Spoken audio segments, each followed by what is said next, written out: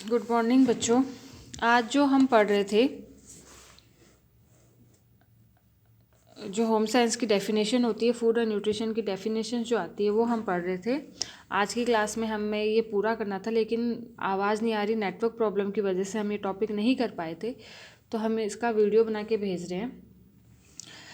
तो मैंने आपको बताया था जो भोजन क्या होता है।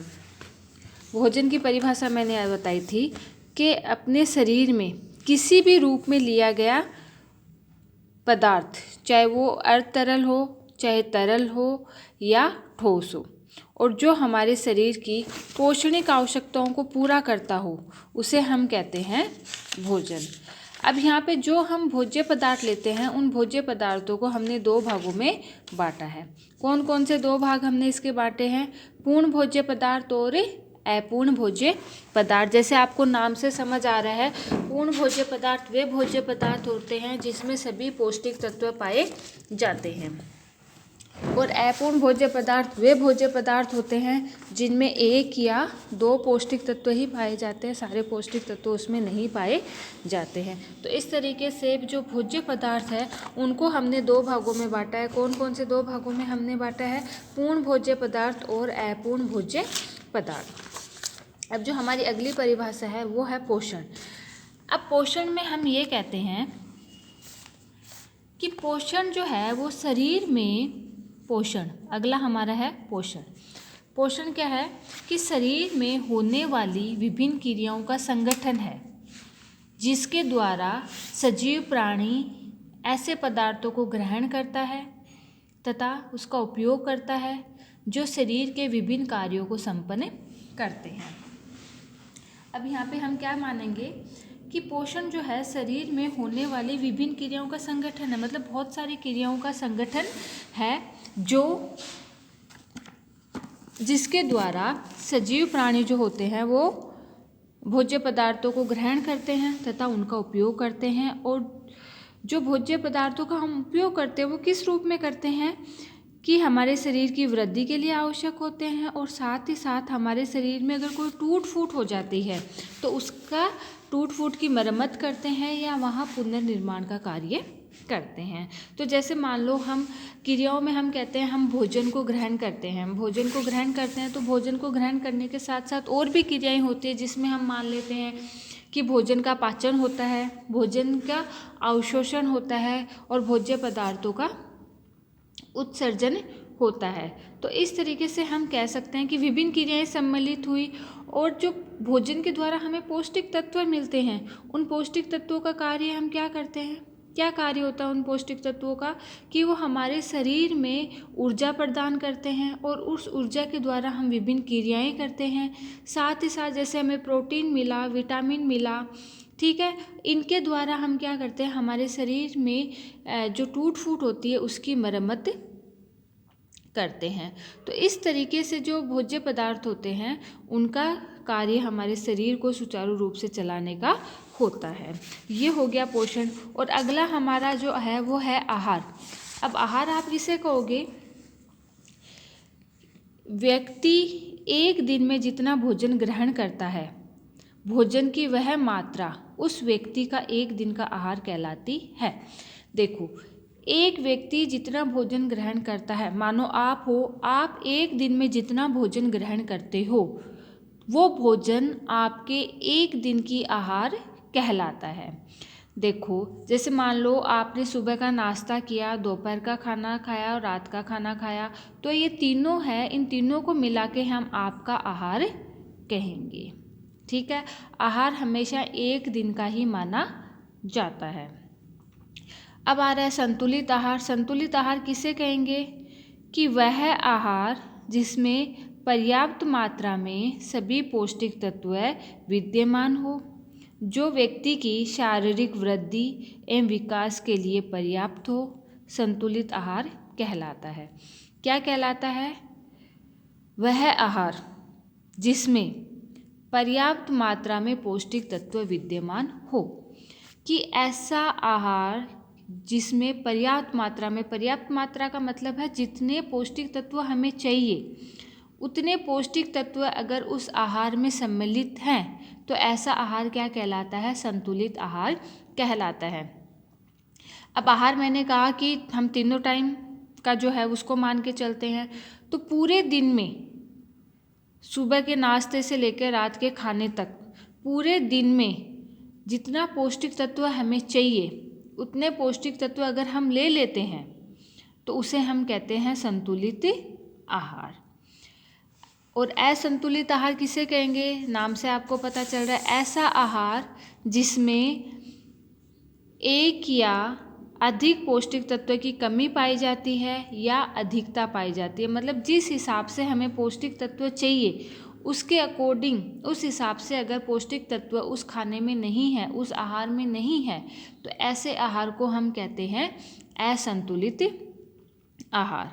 अब असंतुलित आहार से देखो, जो कमी होती है या अधिकता होती है उस आधार पे हमने पोषण को भागों में बांटा है, 2 भागों में हमने बांटा है।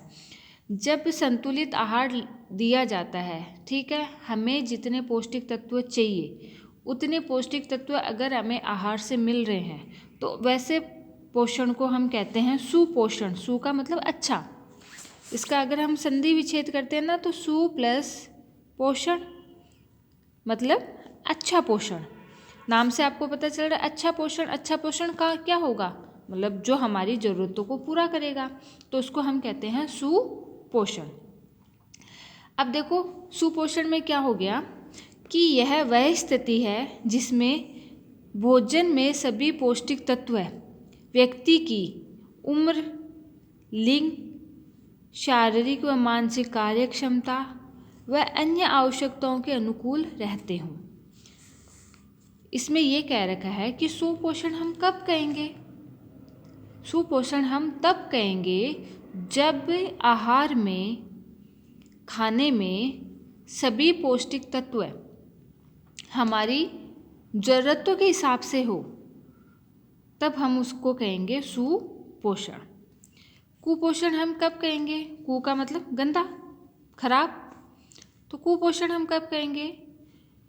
पोषण की वह स्थिति जिसके कारण व्यक्ति के स्वास्थ्य में लगातार गिरावट आती हो, तो ऐसी स्थिति को हम क्या कहेंगे? कुपोषण। क्या कह रखा है इसमें? स्थिति में मतलब स्वास्थ्य में गिरावट क्यों आएगी? जैसे कल ही हमने कार्बोहाइड्रेट पढ़ा है, तो मैंने कहा अगर हम कार्बोहाइड्रेट ज़्यादा ले लेते हैं तो उसका भी तो नुकसान होता है।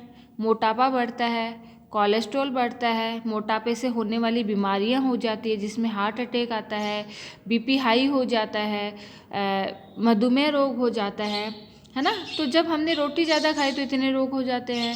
तो इस तरीके का पोषण क्या हो गया? कुपोषण। तो यह पोषण की वह स्थिति है जिसके कारण व्यक्ति के स्वास्थ्य में गिरावट आने लगती है और यह एक या एक से अधिक तत्व की कमी, अधिकता व असंतुलन से हो जाता है। मतलब या तो किसी पौष्टिक तत्व की कमी हो जाती है या किसी पौष्टिक तत्व की अधिकता हो जाती है, जिसके कारण कुपोषण की स्थिति उत्पन्न हो जाती है। अब यहाँ पे कुपोषण को भी हमने 2 भागों में बांटा है। कौन कौन से 2 भागों में बांटा है? अल्प पोषण और अति पोषण। अल्प का मतलब कम, नाम से पता चल रहा है कम, मतलब जहाँ पौष्टिक तत्व की कमी होती है वहाँ कहते हैं अल्प पोषण। अति का मतलब अधिक, इसका मतलब जहाँ पौष्टिक तत्व की अधिकता होती है उसे हम कहते हैं अति पोषण। तो अल्प पोषण से भी बहुत सारी बीमारियाँ होती है, जैसे रक्त अल्पता बीमारी का नाम है। रक्त अल्पता, रक्त खून में अगर हीमोग्लोबिन की कमी होती है तो हम उसे कहते हैं रक्त अल्पता। बहुत सारे विटामिन होते हैं, आपने 8, 9, 10 में पढ़ा होगा कि बहुत सारे विटामिन से बहुत सारे रोग हो जाते हैं की कमी से। जैसे विटामिन ए की कमी से रतौंधी रोग होता है, विटामिन सी की कमी से स्कर्वी रोग होता है। तो इस तरीके से कमी से जो रोग होते हैं वो होते हैं अल्प पोषण जनित रोग, मतलब अल्प पोषण के कारण जो रोग होते हैं। और इसी प्रकार से अति पोषण के कारण रोग होते हैं। अति पोषण के कारण कौन से रोग होते हैं? जैसे मोटापा हो गया, हृदय रोग हो गया, मधुमेह रोग हो गया, ये सब क्या होते हैं? अति पोषण के कारण होते हैं। तो ये हो गया आपका संतुलित आहार, पोषण, ये सब मैंने आपको पढ़ा दिया। पाचन, जैसे भोजन का पाचन होता है और जिससे हमें पौष्टिक तत्व प्राप्त होते हैं। ये कुछ परिभाषाएं थी बेटा जो अपने होम साइंस में आती हैं, और जैसे ये परिभाषाएं बताना आपको लिए इसलिए ज़रूरी था कि मैं सीधा कह दूं कि हमें पोषण प्राप्त होता है। अब आपको पता होना चाहिए कि पोषण होता क्या है। मैं कह दूं संतुलित आहार, तो आपको पता होना चाहिए कि संतुलित आहार क्या होता है। यहाँ पे आपके क्वेश्चन नहीं आते हैं, ये जो मैं आपको पढ़ा रही हूँ यहाँ आपके क्वेश्चन नहीं आते हैं एग्जाम में, लेकिन फिर भी आपको पता होना चाहिए कि हम पोषण किसे कहेंगे, हम संतुलित आहार किसे कहते हैं, पोषण कितने प्रकार का होता है ना। ये सारी चीज़ें आपको पता होनी चाहिए। अब मैं आपको फिर एक बार रिपीट कर रही हूँ। यहाँ पे पोषण जो है वो 2 तरीके का होता है। 2 तरीके का कौन सा होता है? सुपोषण और कुपोषण। नाम से पता चल रहा है सुपोषण का मतलब अच्छा पोषण, कुपोषण का मतलब खराब पोषण।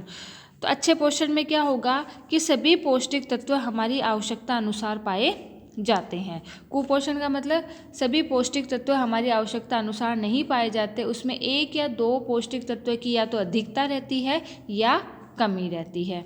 अब ये जो कुपोषण है इसको भी हमने 2 भागों में बांटा है। कौन कौन से 2 भागों में बांटा है? अल्प पोषण, नाम से पता चल रहा है आपको, और अति पोषण। अल्प पोषण जैसे नाम से आपको पता चल रहा है कम, इसका मतलब इसमें 1 या 2 पौष्टिक तत्व की कमी पाई जाती है। अति, नाम से आपको पता चल रहा है कि इसमें 1 या 1 से अधिक पौष्टिक तत्व की अधिकता पाई जाती है। तो इस आधार पे हमने पोषण को 2 भागों में बांटा है। यहाँ तक आपका पोषण ये जो मेन डेफिनेशंस होती है वो कंप्लीट हो चुकी है। कल हम दूसरा टॉपिक पढ़ेंगे, ठीक है। अब आप ये वीडियो देख लेना। ये जो वीडियो है वो आज की क्लास का वीडियो था। अब इसके नोट्स मैं आपको सेंड कर दूँगी।